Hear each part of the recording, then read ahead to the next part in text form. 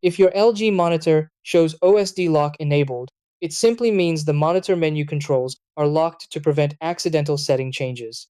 This is common in offices or shared setups where users might press buttons unintentionally. The quickest way to unlock it on most LG monitors is by pressing and holding the menu or settings button on the monitor for about 5 to 15 seconds until an OSD unlock message appears on the screen. Some models may take a little longer, so keep holding the button if nothing happens right away. For newer LG monitors that use a joystick control, press the joystick once to open the main menu, go to Settings, then General, and turn the OSD lock option off from there. If the buttons don't respond, unplug the monitor from power for about an hour to reset the system and then try again.